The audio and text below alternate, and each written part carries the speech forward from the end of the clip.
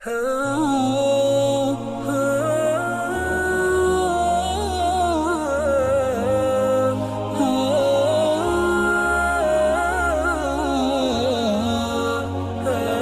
warahmatullahi wabarakatuh. Alhamdulillahirabbil alamin. Wassalatu wassalamu ala asyrafil anbiya'i wal mursalin wa ala alihi wa sahbihi ajma'in. Amma ba'd. Alhamdulillah summa alhamdulillah biiznillah dengan izin Allah Subhanahu wa taala dapat kita bertemu sekali lagi dalam kita punya kuliah kita ataupun perkongsian kita untuk kita percubaan kita untuk memahami ayat-ayat yang terdapat dalam Al-Quran, insya-Allah. Baik, alhamdulillah dengan izin dia kita sudah pun sampai ke surah yang ke 111 yang dalam kebanyakan mushaf dia tulis betul Al-Masad kan, Al-Masad macam mana kita bincang tadi, apa tu macam Cik Muhammad katakan tadi, kita dari kecil-kecil pun selalu tak pernah dengar pun nama surah Al-Masad ni, selalu kita dengar dengan surah nama apa tu Al-Lahab. Al-Lahab kan, kita kenal dia sebagai surah Al-Lahab sebab apa, berkenaan dengan apa tu seorang insan, seorang manusia yang namanya ataupun gelarannya Al-Lahab itu.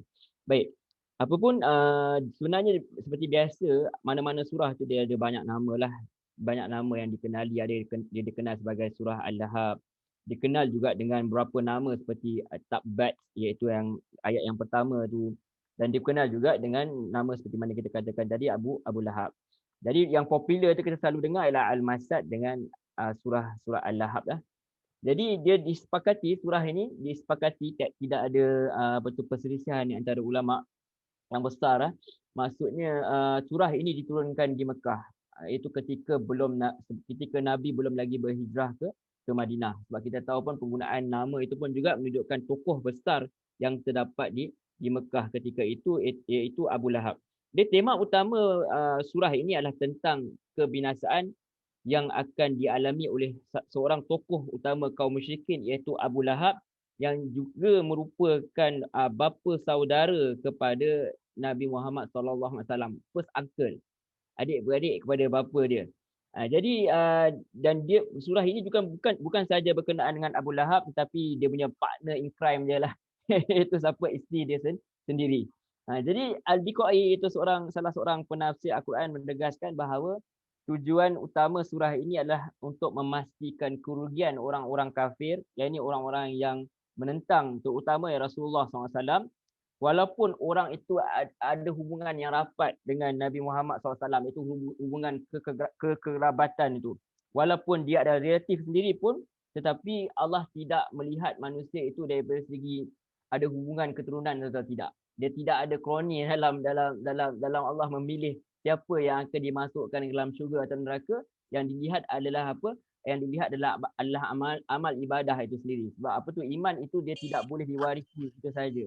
Dia tidak boleh dipindahkan kepada orang itu saja, melainkan kalau orang itu sudi untuk menerima. Bahkan kita lihat Abu Talib itu sendiri, walaupun dia tidak menentang Nabi Muhammad SAW, tapi dia tidak mahu menerima Islam juga. Jadi itu hidayah itu adalah semuanya adalah terserah kepada Allah Subhanahu taala, berdasarkan manusia itu sendiri sama ada dia mahu menerima atau tidak. Dia adalah pilihan yang telah diberikan oleh Allah Subhanahu taala untuk manusia menggunakan akal dia yang sihat. Dan malangnya bapa saudara Nabi SAW itu sendiri bukan sahaja tidak mahu menerima Islam, tetapi dia menggunakan kekerasan lah untuk menghalang Nabi SAW ini daripada menjalankan dakwah dia. Sebab itulah nama dia itu ataupun gelaran dia itu diabadikan, sebab dia ni betapa jahatnya manusia yang bernama Abu Lahab ni lah. Bukan setakat tidak mahu menerima Islam itu, tetapi menghalang manusia daripada mengikut. Bahkan dia dikatakan dalam sirah lah, dikatakan setiap kali Nabi itu, kalau dia nampak Nabi itu berbicara, maka dia akan berbicara untuk override apa yang Nabi kata. Dia katakan ni pendusta, ini ahli sihir dan macam-macam tomahan lagi. Maka wajarlah orang sejahat ini diabadikan gelaran dia di dalam surah ini sebagai pengajaran kepada orang-orang selepasnya. Baik. Jadi kalau kita nak lihat sedikit, kita ada insya-Allah dalam kesempatan ini kita nak lihat sedikit latar belakang Abu Lahab ni, sebab surah ini pun berkenaan beliau. Jadi nama asal ialah Abdul Uzza bin Abdul Muttalib. Dia punya kunyah, dia punya gelaran dia adalah Abu Utaibah, tapi lebih dikenali sebagai Abu Lahab. Dan Allah SWT menurut salah seorang penafsir Quran mengatakan bahawa Allah SWT tidak menggunakan perkataan nama dia sebenar Abdul Uzza bin Abdul Muttalib. Sebab apa? Sebab Abdul Uzza itu adalah Uzza itu sendiri adalah salah satu berhala yang besar di Mekah ketika itu, di kalangan orang Arab musyrikin ketika itu. Maka kalau kata Abdul Uzza dia hamba kepada Uzza, so Islam tidak, Al-Quran tidak mengiktiraf perkataan itu, hamba kepada Uzza. Sebab tu kalau hamba Abdullah, hamba kepada Allah. Bahkan tidak dibenar pun, pada ulama mengatakan tidak dibenar pun mengatakan Abdul Muhammad. Ada kawan saya seorang orang Bangladesh, nama dia Abdul Muhammad. Masa saya sempat belajar sekejap di video tu. Jadi saya punya lecturer kata you have to change your name. It's not the proper name Abdul Muhammad. Dia kata tak boleh. Sampai kawan saya macam merajuk dengan lecturer tu. So beliau dikenali dengan Abu Lahab kerana apa? Kerana wajah dia memerah, sangat cerah. Jadi makna lahap itu sendiri bermaksud menyala-nyala. Dia ada shining lah. Maksudnya kobaran api yang menyala. Menunjukkannya kalau Buya Hamka kata handsome lah dia ni, tampan. Dia ada nur lah kita katakan macam tu. Menarik sebenarnya nur ni bukan hanya ada pada orang yang beriman. Dia ada pada orang, kalau dia memang Allah jadikan dia orang yang handsome. Ada orang tertarik melihat dia, tertarik untuk mengikuti dia. Dan itu bukanlah ukuran kepada kebenaran. Sebab tu kalau ini sebagai guideline kepada kita. Kadang-kadang orang yang terlibat dengan ajaran sesat, kadang-kadang tengok dia kata dia punya guru ni adalah orang yang perlu diikuti sebab apa? Ada nampak cahaya dalam dia. Macam sekarang tuan-tuan nampak saya bercahaya. Cahaya bukan cahaya keimanan ni, cahaya lampu. Jadi macam-macam sebab cahaya ni. Jadi itu bukanlah ukuran kita. Ukuran dia adalah apa? Ukuran dia adalah Quran dan sunnah Rasulullah sallallahu alaihi wasallam, dan tidak dinafikanlah orang-orang yang mengikut cahaya keimanan ini adalah dia punya nur-nur itu, tetapi itu bukanlah ukurannya. Baiklah. Jadi digunakan gelaran Abu Lahab ini secara meluas sebagai penghormatan kepada dia kerana dia seorang yang sangat tampan, dia seorang yang kulit dia kemerah-merahan, maka orang tertarik melihat kepada dia, dan juga dia adalah keturunan yang baiklah, iaitu Arab Quraisy itu sendiri, dan dia itu sendiri adalah anak kepada Abdul Muttalib. Jadi dia bukan sekadar handsome sahaja, tetapi keturunan dia adalah keturunan yang baik, bahkan dia golongan bangsawan lah boleh kita katakan macam tu. Dan isteri dia juga tidaklah kurang juga daripada dia. Latar belakang isteri dia Abu Lahab, di mana gelaran dia sendiri adalah gelaran kepada isteri Abu Lahab itu adalah Jamil, di makna ibu kepada kecantikan. Kerana apa? Ya, dia juga adalah keturunan yang hebat, iaitu cucu kepada Umayyah, satu keturunan yang dihormati di tanah Arab. Dan beliau juga, isteri Abu Lahab ni adalah seorang yang sangat berbangga dengan keturunan dia, dan sangat selalu memperingatkan orang lain supaya melihat kepada keturunannya. Jadi bila kita katakan Abu Lahab dengan isteri beliau ni adalah orang yang sama cantik, sama padan dah, dan juga sama-sama jahat lah, boleh kita kata macam tu. Sehati sejoli lah kita katakan macam tu. Itu sebab Allah SWT atau Nabi SAW dia ajar kita kalau nak pilih pasangan, walaupun kalau hadis itu berkenaan lelaki tapi dia terbuka kepada lelaki dan perempuan, bukan dilihat kepada kecantikan dia, bukan dilihat kepada harta atau keturunannya, tetapi yang paling utama ialah lihat kepada din dia, kepada agama dia. Sebab itulah yang akan menyebabkan hubungan itu menjadi baiklah, akan melihatkan apa yang baik untuk Islam itu sendiri. Bahkan Nabi itu sendiri suruh memilih kawan. Kalau kawan tu seorang yang kita katakan penjual minyak wangi misal, maka dia punya tempias wangi itu akan terlibat juga kepada kita. So sebab tu ada kata-kata seperti mana di belakang setiap lelaki itu ada wanita lah yang mempengaruhi dia. Begitulah sebenarnya sebab sebaliknya, sebab kejayaan ataupun kehancuran lah dengan izin adalah disebabkan juga antara penyebabnya lah diri sendiri dan juga pasangan lah, sama ada lelaki atau perempuan saling mempengaruhi lah. Itu sebab kita memilih pasangan yang baik tu, antara reason dia lah, wallahu a'lam. Sebab turun ayat diriwayatkan dalam hadis yang sahih, iaitu hadis Bukhari dan Muslim, di mana Ibnu Abbas meriwayatkan bahawa suatu hari Nabi SAW keluar menuju kepada Al-Batha, kemudian beliau naik ke bukit lalu berseru, maksud hadis, wahai sekalian manusia. Maka orang Quraisy pun berkumpul, kemudian beliau bertanya, bagaimana, Nabi SAW baginda bertanya, bagaimana sekiranya aku mengkhabarkan kepada kalian bahawa musuh akan segera menyerang kalian, apakah kalian akan membenarkannya, yakni percaya kepada aku? Maka mereka semua yang datang tu mereka cakap, ya, na'am. So beliau bersabda lagi, sesungguhnya aku adalah seorang pemberi peringatan bagi kalian, sesungguhnya di hadapanku akan ada azab yang pedih. Akhirnya apa berlaku? Abu Lahab pun berkata, apakah hanya kerana itu kamu mengumpulkan kami? Sesungguhnya kecelakaan dah bagi engkau, atau dalam bahasa Arabnya tabban laka. Dia kata tabban lak. Dia gunakan perkataan tabban tu. Tabban laka, kalau kita bahasa terjemahan kita, celakalah engkau. Celakalah bagimu. Maka Allah menurunkan firman-Nya, tabbat yada abi lahab, hingga akhir ayat. Sampailah habis ayat itu. Baik. Jadi itu antara latar belakang Abu Lahab lah. Kenapa beliau ini diabadikan? Antara reasonnya sebab apa? Dia mendoakan kecelakaan kepada Nabi Muhammad SAW, dan kita tahu sifat Nabi Muhammad ni dia jarang-jarang sekali kita dengar dia balas balik. Apatah lagi yang mendoakan kecelakaan itulah bapa saudara dia sendiri. Sebab dia sekarang bukan mendoakan kepada Allah SWT, dia menyatakan kepada Nabi, so Nabi tak balas. Siapa yang balas? Allah SWT yang balaskan untuk Nabi SAW. Wallahu a'lam. Baik, kita terus masuk kepada ayat yang pertama. A'udzubillahi minasyaitonirrajim. Bismillahirrahmanirrahim. Tabbat yada abi lahabin wa tab. Jadi Allah SWT berfirman yang maksudnya tabbat. Kalau dalam bahasa kita katakan, kita terjemahkan sebagai binasalah ataupun kecelakaanlah. Yada, kedua-dua tangan, abi lahabin wa tab. Abu Lahab dengan sebenar-benar kebinasaan. Dalam tafsir Al-Munir karangan Dr. Wahbah Zuhaili rahimahullah ta'ala, dijelaskan kedua tangan ini sebenarnya adalah simbolik kepada maksud hancur, rugi, gagal ataupun binasa. Sebab apa? Kebanyakan usaha itu dilakukan dengan apa? Dengan kedua belah tangan.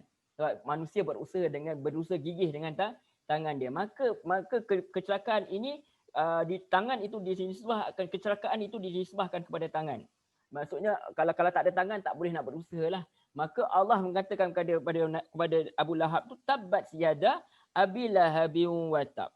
Binasalah kedua-dua tangan Abu Lahab dan binasalah dia bersamanya. Jadi perkataan ini menunjukkan bahawa Allah SWT ini sendiri telah mencela ataupun melaknat Abu Lahab ini, menunjukkan bahawa segala usaha yang dilakukan kepada Nabi Muhammad SAW dan sahabat-sahabat baginda tidak akan pernah berjaya.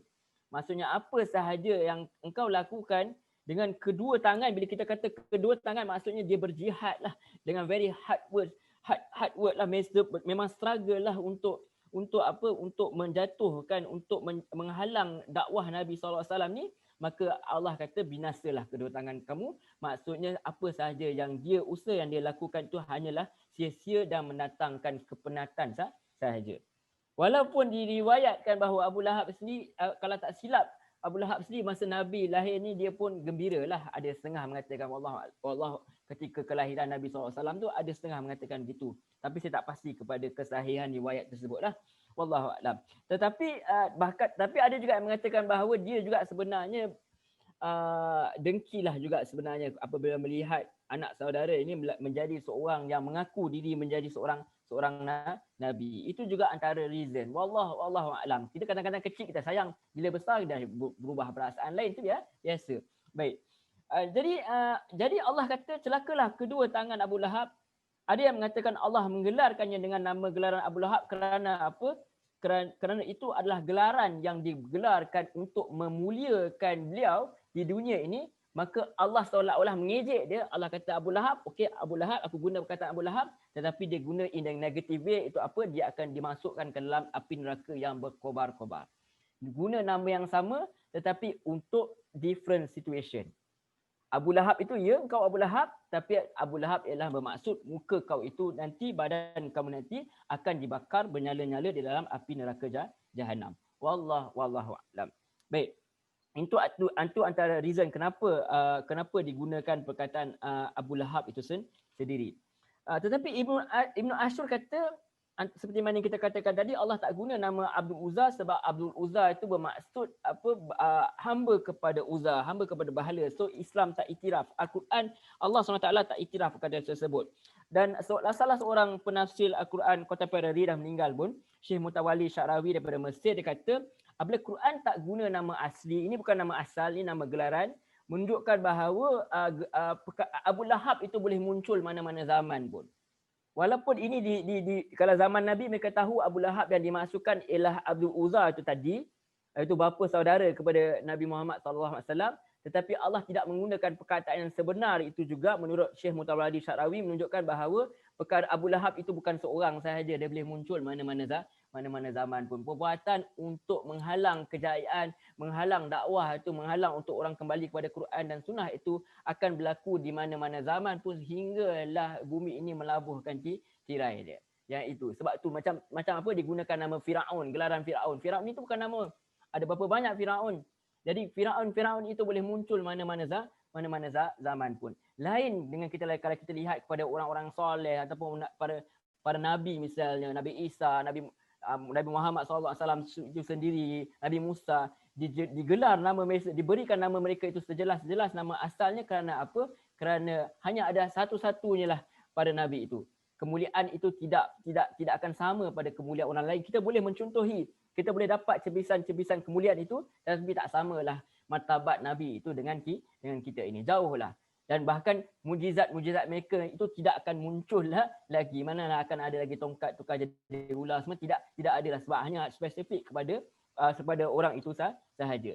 Berlainan dengan orang-orang yang jahat ni, Allah tidak menggunakan nama mereka sebenar, Allah gunakan nama apa? Gelaran yang menunjukkan bahawa akan muncullah orang seperti ini pada zaman mana pun, dan Allah akan menggagalkan usaha itu dengan izin dia. Baik. Kemudian ayat kedua Allah kata ma aghna anhu maluhu wa ma kasab. Jadi Allah start dengan penafian. Macam kita pun bila kita kata la ilaha illallah, tiada Tuhan yang disembah melainkan Allah. Tiada Tuhan yang disembah melainkan Allah. Maknanya awal-awal kita kata tiada lah. No. Tak ada. Kalau guru saya dulu kata macam ni, kalau kita sayang kat seseorang lah, kita kata sayang kat pasangan, kita kata aku cinta kepada kau. Tak cukup lagi. Aku cinta kepada kau, boleh lagi ada orang yang lain, yang kedua, yang ketiga, yang keempat. Boleh jadi. Kalau kita kata tidak ada orang yang aku cinta melainkan kau, maka isteri atau pasangan itu boleh tidur lena. Sebab dia dah kata apa? Tidak. Dia dah letak satu border mengatakan bahawa tidak ada orang lain yang dia cintai melainkan kau seorang. Jadi tidak ada Tuhan melainkan Allah. Jadi di sini bila Allah menafi, Allah kata tidak, maknanya tidak akanlah selama-lamanya lan abadan a'na anhu maluhu wa ma kasab. Tidak akan selama-lamanya berguna baginya hartanya dan apa yang dia telah usahakan. Maka kita katakan tadi Abu Lahab ini adalah orang yang diangkat, orang yang salah seorang daripada pemimpin Arab Quraisy itu. Maka Allah kata apa? Kalimah yang digunakan itu sendiri adalah aghna, dan aghna ini adalah kata kerja fi'il madhi lah, past tense yang sudah lepas. Seperti mana kita bincangkan banyak kali dalam perbincangan kita mengatakan bahawa bila Allah gunakan past tense, walaupun benda itu belum berlaku, bermaksud confirm.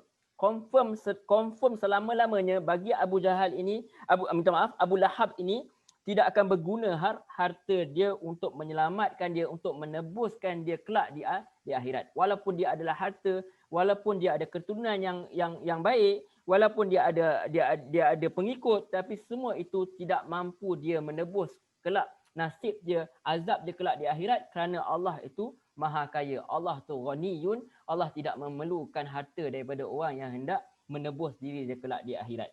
Sebab tu kalau kita lihat perkataan aghna itu sendiri datang daripada perkataan kalimah daripada huruf ghin, nun dengan ya, ghanaya, yang bermaksud asalnya adalah tidak memerlukan.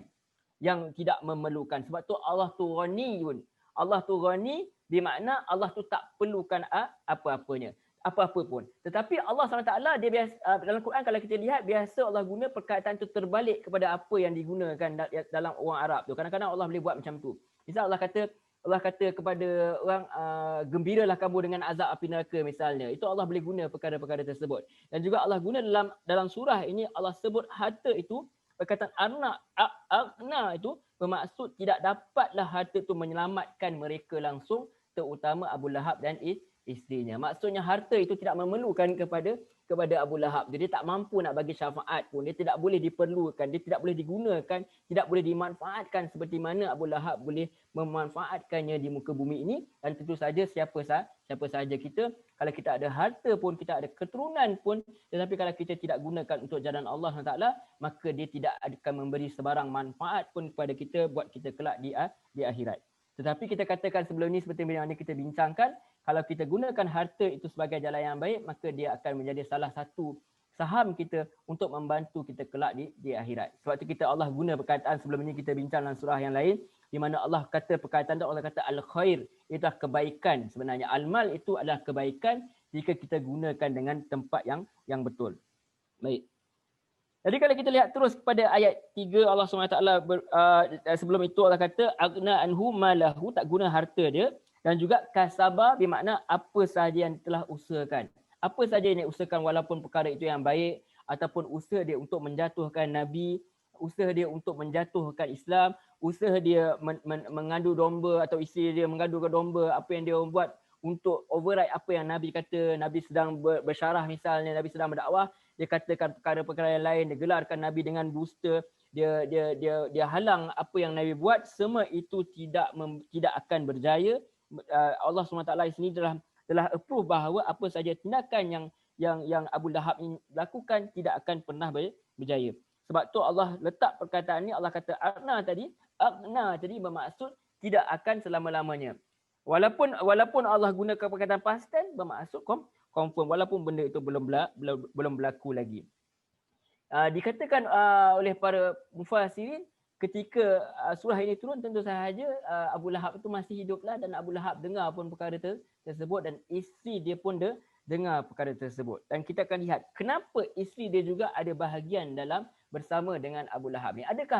Adakah apabila seorang suami itu buat, maka isteri dia akan ikut sekali? Adakah macam tu? Tentu saja tidak. Kita lihat dalam Al-Quran itu sendiri, Firaun itu jahatnya masya-Allah. Kita tak kata tak ada orang lah jahat macam dia pada zaman dia tu. Jadi bahkan kita lihat begitu, apabila kita lihat begitu, isteri dia itu sendiri, kalau tak silap nama dia Asyah, itu adalah orang yang beriman, orang yang mengikut Nabi Musa alaihissalam. Jadi kita kata bukan, tak semestinya pasangan itu adalah yang tidak mengikut, yang tidak baik, pasangan yang lain itu akan mengikut. Kalau kita lihat juga kepada siapa itu, para nabi itu sendiri, misalnya Lut alaihissalam, Nabi Nuh alaihissalam misalnya, adalah orang-orang yang beriman, orang-orang yang soleh, para nabi, para rasul, tetapi isterinya tidak mengikut mereka. Sampai kalau Allah kata walaupun mereka ini diletakkan dalam penjagaan orang-orang yang soleh daripada hamba-hambaku, lebih kurang masuk Al-Quran. Jadi tetapi bila kita lihat kepada Abu Lahab dan juga isterinya, nampak ada kesepakatan lah di antara mereka ini dalam menentang. Mungkin kerana apa? Mungkin sebab ego, mungkin biasalah uncle pula yang kira pangkat mak saudara lah, sebab kahwin dengan uncle dia.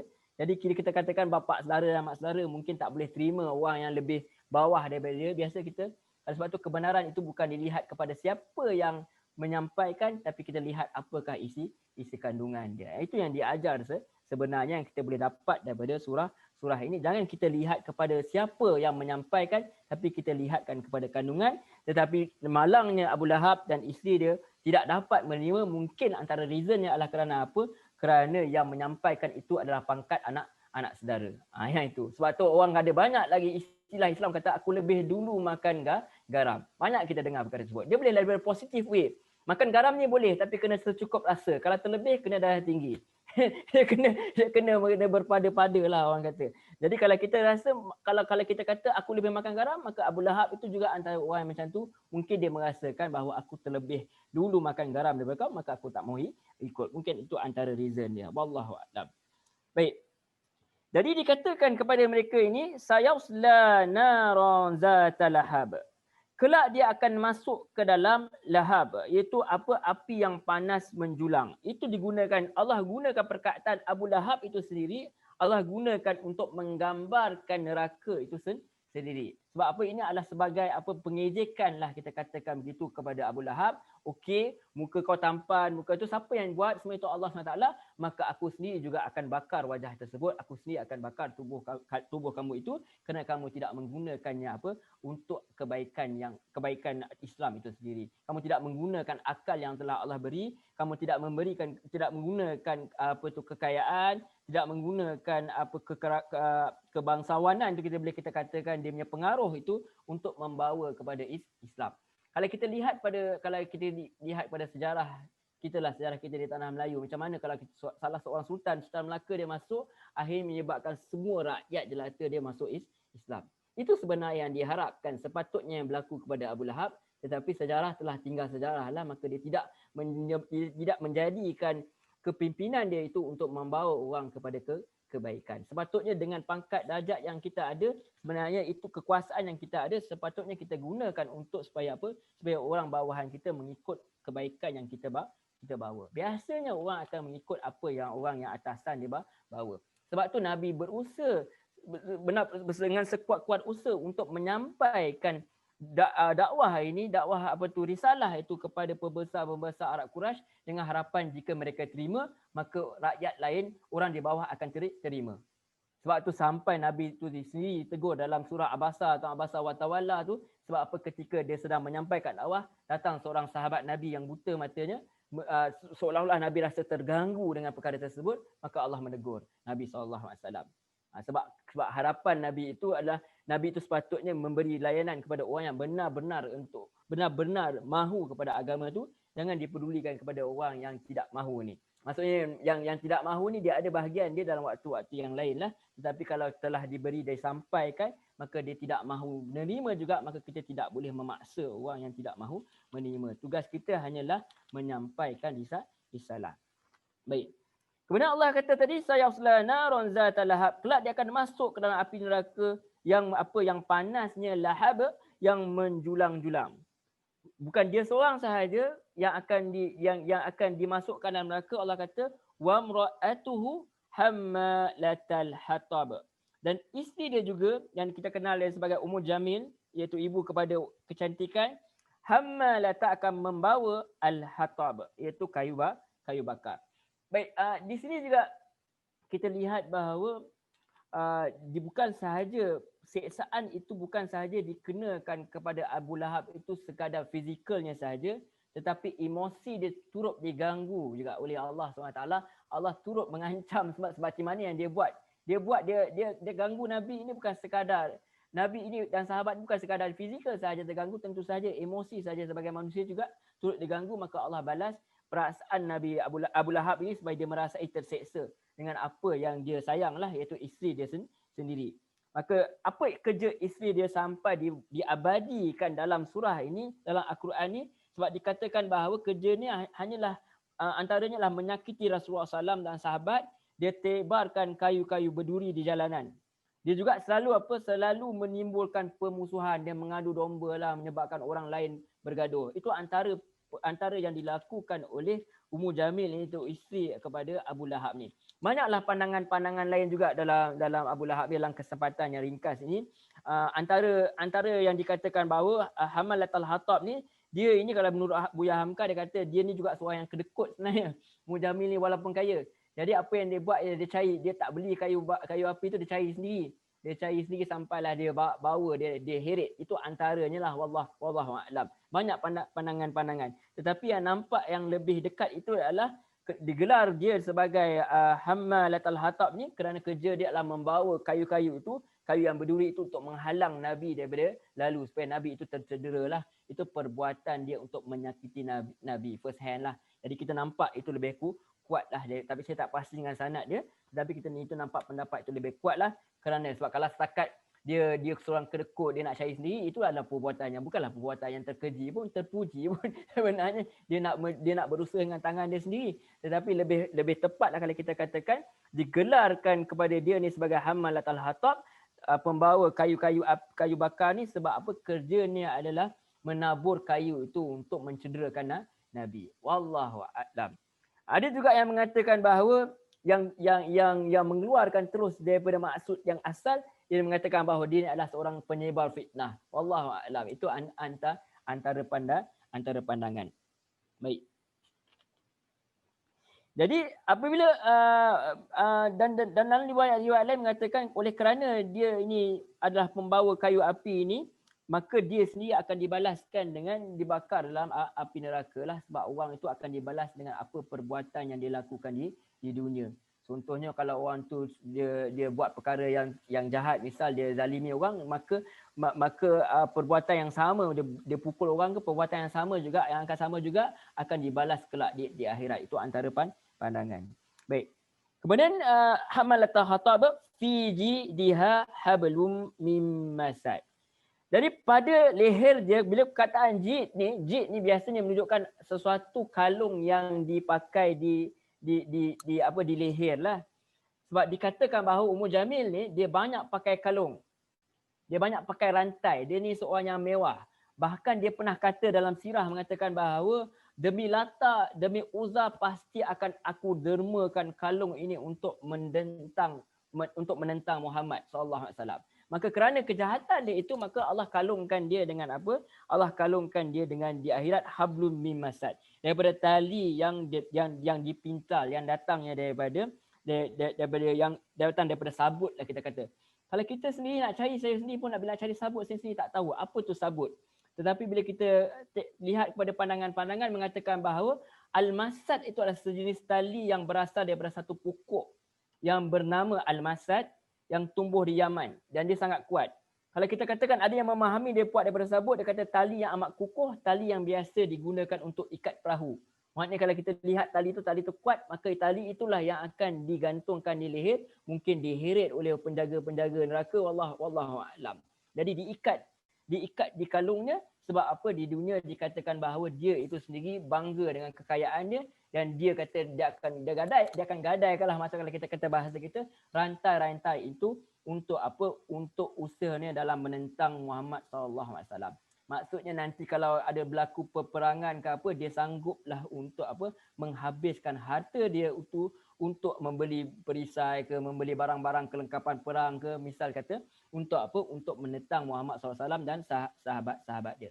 Baik. Dan dikatakan juga dalam sirah, apabila turunnya surah ini, Ummu Jamil ni antara orang yang keras. Dia yang paling marah. Dia marah. Dia marah sebab apa? Dikatakan bila Ummu Jamil dengar surah ini, dia dengar surah ini turun, dia pergi ke Abu Bakar, dia kata aku pasti akan balas dia. Itu diriwayatkan dalam kitab sirah lah. Dalam kitab sirah mengatakan bahawa dia pergi berjumpa dengan Abu Bakar, sedangkan Abu Bakar ketika itu Rasulullah nampak pun, di sebelah dia ada Rasulullah pun, tapi dia tak nampak lah. Dikatakan Allah SWT letak hijab lah, seolah-olah kita bahasa kita, menyebabkan dia tak nampak Rasulullah SAW. Itu antara riwayat-riwayat yang kita katakan buat riwayat sirah lah. Dia saya tak pasti ada dalam hadis yang sahih atau tidak, tapi itu antara pandangan-pandangan. Wallahu a'lam. Jadi Allah tamatkan bahawa fi jidiha hablum mim masad, pada lehernya terdapat sejenis tali yang dipintal. Kenapa di-highlightkan juga isteri dia ini? Sebab kata isteri dia ini adalah antara penyebab kepada kejahatan Abu Lahab. Nah, kita tahu orang di sekeliling biasanya dia akan buat sesuatu yang jahat jika dia dapat apa? Dia dapat sokongan. Kita lihat kepada Herakla. Herakla adalah pemimpin Rom. Pemimpin Rom pada zaman Nabi, di mana Abu Sufyan ketika itu belum Islam. Jadi pemimpin Rom panggil kepada Abu Sufyan ni untuk tahu berkenaan dengan Nabi Muhammad SAW. Dipendekkan cerita, Herakla ni sudi untuk menerima Islam tu. Tetapi apa yang dia buat, dia tanya kepada pemimpin-pemimpin dia, padri-padri dia. Kemudian jadi gegak gempita, mereka tak mau ikut Nabi Muhammad SAW ni. Dan mereka lari ke arah pintu dan Herakla panggil mereka ni akan datang balik kepada dia. Dia kata apa? Aku sekadar hendak mengujimu. Sedangkan riwayat mengatakan bahawa dia sebenarnya memang betul-betul nak ikut Islam dah. Tetapi dia tak mampu nak ikut kerana apa? Kerana tidak mendapat sokongan rakyat. Itu antara dia. Maka dia highlightkan isteri Abu Lahab ni kerana apa? Dia lah antara orang yang menyebabkan Abu Lahab ni rosak dengan sebab kehendak dia sendiri, tetapi mendapat sokongan menyebabkan dia bertambah-tambah lagi hendak menjadi jahat. Sebab tu kita kena lihat siapa orang di sekeliling kita. Kita kena pilih kawan kita. Kita kena pilih orang yang hendak bersama dengan kita. Biarlah orang itu membawa kita ke syurga, bukan membawa kita ke dalam neraka. Itu antaranya. Dan sikap pasangan itu sendiri ialah melihat pasangan dia melakukan benda yang tidak baik, bukanlah sokong perkara tersebut, tapi sebaliknya adalah melakukan nasihatlah, dan nasihat itu tentulah sahaja perlu dilakukan dengan hikmah. Wallahu a'lam. Baik. Jadi itu antara yang kita dapat bincangkanlah berkenaan dengan surah ini, dan kesimpulannya apa yang kita dapat, pengajaran yang kita dapat daripada surah ini adalah bahawa bahayanya atau kita katakan tak bagusnya tolong menolong dalam kejahatan. Seperti mana yang dilakukan oleh Ummu Jamil, iaitu isteri kepada Abu Lahab. Apa dia buat kepada suami dia? Dia bantu suami dia menyakiti Nabi. Sebenarnya dia bantu apa? Dia bantu Abu Lahab itu pergi ke jalan kehancurannya. Jadi tidak boleh membuat pertolongan, ulama membuat kesimpulan antaranya tak boleh membuat pertolongan ataupun kerjasama dalam melakukan kejahatan. Itu antaranya. Dan juga pengajaran yang lain yang boleh kita dapat ialah kedudukan mulia Abu Lahab itu, dan isterinya, kekayaannya, harta dia tidak mampu menyelamatkan dia menyelamatkan dia mendapat azab di akhirat kelak. Bahkan di dunia pun, kalau Buya Hamka dia bawa satu, kerana bila baca dia bawa satu perbandingan yang logik yang kita boleh faham. Dia kata bahkan kita dikatakan bahawa Abu Lahab dia mati secara mengejut selepas pada kes perang Badar tu.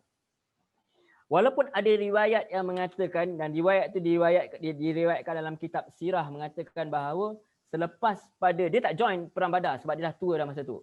Tapi bila dia dengar ada orang menceritakan bahawa orang yang menceritakan itu Abu Rafiq, salah seorang hamba kepada Al-Abbas ketika itu.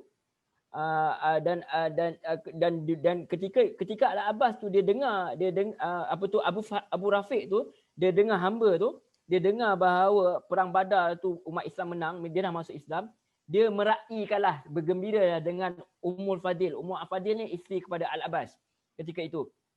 Jadi bila Abu Lahab dia datang, dia tanya ke Abu Sufyan apa dah jadi. Dia kata tentera dah kalah, so dia marah. Kemarahan tu dia pukul kepada hamba tu, kepada Abu Rafiq tu. Masa tu dia belum merdeka lagi, Nabi belum merdekakan dia. So dia pukul Abu Rafiq tu. Apa yang berlaku, dia kata kat Ummu Fadil tu, isteri kepada Al-Abbas tadi, buat apa, dia pukul kepala, sebab diorang sama-sama bangsawan. Dia pukul kepala Abu Lahab tu sampai berdarah, sampai bernanah. Dan dalam masa 7 hari lebih kurang tu dia meninggal. Dia meninggal dan tak ada siapa pun saudara dia nak tanam, sebab apa, membusuk sangat. Dia tak nak, dia geli sangat. Diorang rasa jijik, so dia tak nak tanam. Dalam masa 3 hari lebih kurang macam tu, dia biarkan macam tu je mayat tu. Dan akhirnya apa berlaku? Akhirnya mereka tanamkan juga, tapi mereka golek-golek aja, mereka tanam daripada jauh je, mereka lempar batu. Itu antara yang dikatakan dalam kitab sirah.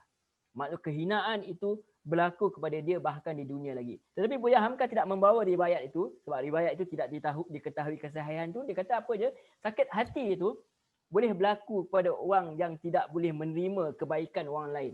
Dia tak boleh menerima bahawa Nabi Muhammad itu dipilih sebagai Nabi, dia anak yatim, dan dia tak boleh terima bahawa Nabi Muhammad itu anak saudara dia sendiri, membawa kebenaran, membawa sesuatu yang menyelisihi nenek moyang dia, maka dia menyebabkan dia itu mati kekejangan, boleh jadi sakit heart attack dia, sakit jantung saja. Kerana apa? Kerana tidak puas hati dengan kebenaran. So orang yang menolak kebenaran ni sebenarnya bukan menyakiti orang lain, sebenarnya dia menyakiti dia sendiri. Wallahu a'lam. Itu antara yang boleh kita perbincangkan dalam tempoh masa yang singkat ni, insya-Allah. Mudah-mudahan kita tidak mengikutilah jejak Abu Lahab ni, ataupun kita menjadi salah seorang daripada Abu Lahab, sebab Abu Lahab ni satu gelaran. Dan mudah-mudahan kita terselamat daripada perkara tersebutlah. Mudah-mudahan harta yang apa sahaja yang Allah kurniakan kepada kita, kita gunakan sebaik-baiknya untuk jalan Allah SWT. Bukan kita gunakan untuk menghalang kejayaan Islam itu sendiri. Apatah lagi kita menentang apa yang dibawa oleh Rasulullah SAW. Apatah lagi kita menentang Quran dan Sunnah Rasulullah SAW. Moga Allah lindungi kita semua daripada perkara tersebut. Wallahu a'lam. Saya kembalikan semula kepada Cik Muhammad dan Tuan Allen. Silakan. Terima kasih Ustaz. InsyaAllah jika ada apa-apa soalan boleh terus ajulah pada Ustaz, sama ada di chat room ataupun boleh terus utara di video. Assalamualaikum Ustaz. Waalaikumsalam warahmatullahi. Saya bukankah Abu Lahab ini juga antara dua Omar yang didoa oleh Nabi sallallahu alaihi wasallam ketika Omar ketika mula-mula sekali supaya Allah memberi hidayah antara mereka berdua. Itu Abu Jahal kan. Abu Jahal. Abu Jahal digelar sebagai Abdul Hikam, kalau tak silap Abdul Hakim. Dia orang panggil dia sebagai orang yang cerdik. Tapi dia digelar sebagai Abu Al-Hakam. Tapi Allah panggil dia Abu Jahal. Nabi panggil dia Abu Jahal. Kebalik kepada itu perkara tersebut. Sebab kebijaksanaan itu bukan dilihat kepada dia tu bijak atau tidak, tapi dia menggunakan kebijaksanaan dia untuk menerima Islam atau tidak, untuk mengenal Allah SWT. Itu jadi ukuran dia. Tapi dia Abu Lahab ni saudara, bapa saudara. Dan juga pengajarannya juga kita boleh lihat walaupun sama kerabat tapi tak semestinya beriman. Iman tu tak boleh diwarisi. So kita jangan pelik kalau ada anak kita yang menentang, na'udzubillah lah. Kita tak nak macam tu. Tapi kadang-kadang orang kata kenapa anak ustaz tapi anak tak menjadi. Dan Nabi Muhammad SAW lagi uncle dia sendiri, Abu Talib, dia nak pun Abu Talib masuk Islam tak masuk juga walaupun Abu Talib tak menentang dia. Nabi sendiri, Nabi Nuh, anak dia tak ikut dia. So itu. Jadi bukan ukuran kekerabatan. Kita usaha semampu boleh tapi kita tak menanggunglah dosa orang yang tak mahu mengikut. Kita berusaha. Kita tak akan putus sebagai seorang bapa, sebagai seorang kerabat, kita dia akan putus asa dengan kerabat kita, tetapi semua itu terserah kepada Allah Subhanahu Wa Taala. Saya sendiri pun sebenarnya kadang-kadang macam tadi, saya tersasul juga Abu Lahab, Abu Jahal tu. Sebab dia dua-dua dekat-dekat. Saya tadi tersasul juga Abu Jahal tadi. Saya tersebut juga Abu Jahal tu. Abu Jahal kisah dia dalam walaupun tak dinyatakan sespesifik surah ni, kisah dia dalam Al-Alaq tu lah. Iqra bismi rabbikal ladzi khalaq. Itu antara yang dikatakan oleh para mufassirin. Kita sebenarnya dah alhamdulillah sampai ke lagi dalam 3 surah lagi. Kita sampailah di penghujung juz Amma ni ya. Walaupun kita tak tadabbur sepenuhnya lah juz Amma ni, tapi sesi mingguan kita ni dah sampai di penghujung lah, 3 minggu lagi insya-Allah kita boleh tamatkan dekat dengan surah An-Nas. Jadi ada soalan-soalan berkaitan dengan soal masa ataupun soalan-soalan surah-surah sebelum-sebelum ni lah yang kita dah tadabbur insya-Allah. Kalau dari segi sirah Ustaz ya, maksudnya pembesar-pembesar Quraisy ni ada yang maksudnya menentang dari segi sirah ni maknanya seperti Abu Lahab ni dia menentang Islam ni di sepanjang hidup dia lah Ustaz ya. Betul. Sebab dia mati sebelum Fatu Mekah. Kalau macam Abu Sufyan pun sepanjang hidup dia tentang Nabi. Abu Sufyan. Bahkan dia antara orang yang menyebabkan dia patah balik tu kan masa Nabi nak perang Badar tu, mula-mula Nabi cuma nak rampas dia barang dagangan Abu Sufyan ni, sebab dalam barang dagangan tu ada barang-barang yang milik orang Islam yang berhijrah ke Madinah ni. Jadi dia ambil barang-barang ni, apa yang Abu Sufyan buat ni, antaranya dia jual barang-barang tu. Dia berdagang dengan barang-barang yang tertinggal dekat Mekah tu. So para sahabat nak ambil balik lah. Kira macam tu lah lebih kurang. Tapi akhirnya dia dapat tahu, dia patah balik, dikatakan silap ikut jalan laut, dia patah balik, dia yang bagi tahu. So dia menyebabkan berlakunya perang Badar tu. Tapi Allah masih bagi dia kesempatan. Dia tak mati. Dia tak mati dalam perang dan dia tak mati. Akhirnya Nabi Fatu Mekah, Nabi sebut nama Abu Sufyan ni. Siapa yang berlindung ke Kaabah dia selamat. Siapa dia berlindung dekat rumah Abu Sufyan dia selamat. So benda tu menyebabkan dia rasa macam seolah-olah Rasulullah iktiraflah dia sebagai pembesar Quraisy tu. Akhirnya dia masuk Islam. Itu teknik dakwah ni macam-macam teknik. Bukan semestinya Quran. Kalau Quran tak dapat, kita boleh guna cara lain, kita boleh angkat dia. Tetapi ada orang macam tu. Dia pun menentang Nabi dengan hebat. Tetapi Abu Lahab ni mungkin sebab apa dia nyatakan dengan lantang, sebab dia cela Nabi. Dia cela seorang Nabi. Mencela seorang Nabi itu tidak sama seperti mencela orang lain. Menyebabkan Allah murka dan dia itu sendiri dengan sifat dia tidak mahu menerima, menyebabkan dia dimatikan dalam sebelum dia menerima Islam tu. Wallahu a'lam. Dalam keadaan yang hina lah. Ustaz, ada satu kepandangan, tapi dia kata kalau Abu Lahab dulu katalah bila dengar ayat ni dia terus cakap aku terima Islam. Jadi menunjukkan macam ayat ni sudah bercanggah dengan apa keadaan tu. Ini antaranya satu yang menunjukkan bahawa ini bukti Al-Quran itu macam mana nak cakap sebab dah lah bahasa dia digunakan past tense kan. Mujizat lah. Betul. Maksud dia tak teringin pun. At least orang kata menipu pun tak nak. bencinya dia dekat Nabi Muhammad SAW, dia memunafikkan diri dia pun tak mau. Maksudnya berpura-pura pun tak nak. Kalau berpura-pura dia akan apa, menyebabkan jatuh dia punya credibility dia sebagai seorang pembesar. Tak mau. Ada orang bincang kan, macam dululah Bradley pernah cerita lah benda ni masa saya di IDP tu. Bradley kata, at least tipu lah. Tipu pun tak mau. Sebab apa? Dia punya pride dia tak mau, dia jaga tu. Kalau kita kata nak jatuhkan, kenapa dia tak buat sebagai kata one of the strategy? Mundurkan orang dulu, dia ada pride. Dia ada pride lah. Dia tak macam kita zaman sekarang orang panggil baru punya dia panggil apa? Atheist kan, new atheist kan. Yang baru punya dia boleh buat apa saja, dia lain dengan atheist dulu. Atheist dulu ada hujah, atheist sekarang tak ada. Dia asal lawannya. Yang itu. Jadi dah beza dah orang dulu. Sebab tu Allah memilih Arab Quraisy ni. Diorang macam mana pun, kenapa mereka yang dipilih? Sebab mereka ada pride dia. Sebab Abu Sufyan bila Herakles panggil dia, dia nak tipu dah, dia kata, tapi aku tak nak orang tahu aku tipu.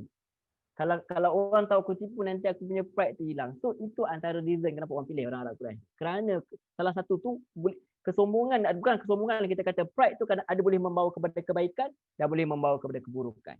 Sebenarnya pride tu penting, maruah kita katakan. Maruah tu penting. Tetapi maruah itu maruah yang kena dengan Quran, kena dengan sunnah itulah, bukan maruah yang berdasarkan hawa nafsu semata-mata.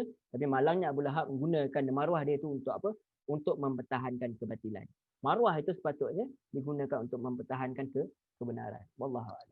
Ustaz, kalau kita ambil pengajaran Ustaz surah ni, maksudnya kalau biasanya kita akan mendoa, kita tak tahu kesudahan yang baik, kita mendoakan kesudahan yang baik lah kan, tapi kita tak tahu kesudahan setiap orang, walaupun mungkin zahirnya depan kita dia jahat, tapi kita tak tahu kesudahannya lah.